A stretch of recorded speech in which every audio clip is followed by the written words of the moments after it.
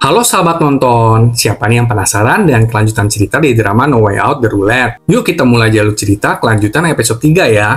Kali ini kita diperkenalkan dengan seorang pria yang bernama Lee Sang-bong. Dia adalah seorang pengacara yang sedang mengalami kesulitan keuangan. Lee Sang-bong diketahui kalau dia menginvestasikan semua keuangannya untuk proyek konstruksi NCT. Tapi proyek itu sedang dihentikan sementara waktu. Dan kali ini, Lee Sang-bong membutuhkan dana untuk keluarganya. Lee Sang-bong meminta bantuan dari temannya. Temannya setuju untuk membantu Lee Sang-bong, tapi sebagai gantinya, temannya meminta agar Lee Sang-bong membantu Partai Gukmin untuk menghadapi lawan politiknya, yang bernama An Myung-ja. Lee Sang-bong kemudian melihat berita tentang Kim Guk-ho yang mesti keras keluar dari rumahnya, dan menyebabkan kehebohan, di mana Ibu Min-jin mencoba membunuh Kim Guk-ho di tos serba kemarin itu. Lee Sang-bong juga melihat video pria bertopeng yang terbaru.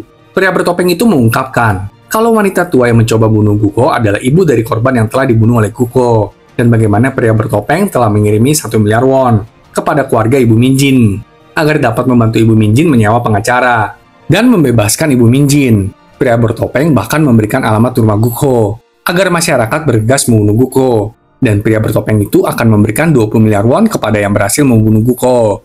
Setelah itu, Sang-bong juga menonton liputan berita tentang An Myung-ja, wali kota Hosan, saingannya Partai Gukmin. Melihat berita itu, Sang-bong langsung menghubungi ketua Partai Gukmin dengan menjelaskan bagaimana An Myung-ja memanfaatkan kasus Guk-ho untuk mendapatkan suara di pemilu demi keuntungan An Myung-ja sendiri.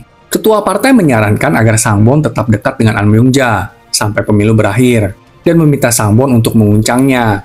Ketua partai juga menjanjikan akan memulihkan keadaan proyek untuk NCT sebagai balasannya nanti. Sedangkan Jung-sik, entah mengapa dia memindahkan koper berlogo dari bagasi mobilnya ke bagasi mobil Juho. Lee Sang-bong kemudian memutuskan untuk menjadi pengacara bagi Guk-ho dan pergi ke rumah Guk-ho. Tapi karena semua orang tidak boleh mendekati rumah Guk-ho, Sang-bong malahan berteriak menyuarakan kalau dirinya akan membantu dan membela Guk-ho. Melihat sikap semangat Sang-bong, Guk-ho meminta agar tim polisi membiarkan Sang-bong untuk masuk ke rumah untuk berbicara dengan Guk-ho. Sementara itu, Jung-sik menerima sebuah paket berisi USB di kantornya. Saat menghubungkan USB tersebut, Jung-sik melihat rekaman CCTV saat dirinya mencuri koper berlogo isi uang dari rumah Lee Ji-hong kemarin itu. Jung-sik menjadi cemas dan menerima telepon dari Chang Jae. Chang Jae kemudian memerasnya dan mengancam kalau dia akan mengungkap ke media kalau Jung-sik telah membunuh Ji-hong dan mencuri uang dari TKP. Walaupun Jung-sik sebenarnya tidak membunuh Ji-hong, tapi Chang Jae nggak peduli, kecuali Jung-sik mengembalikan koper isi uang itu kepada Chang Jae. Chang Jae kemudian memberikan waktu 48 jam untuk Jung-sik. Setelah mendapatkan telepon itu, Jung-sik kemudian menelepon polisi Park dan menanyakan bagaimana penyelidikannya terhadap Chang Jae. Jung-sik lalu menuju ke rumah Chang Jae. Jung-sik sepertinya tahu kalau Chang Jae adalah seorang penguntit. Jung-sik bahkan menemukan boneka wanita di kamar Chang Jae. Tapi dari kejauhan, Chang Jae melihat Jung-sik yang telah menerobos masuk ke rumahnya.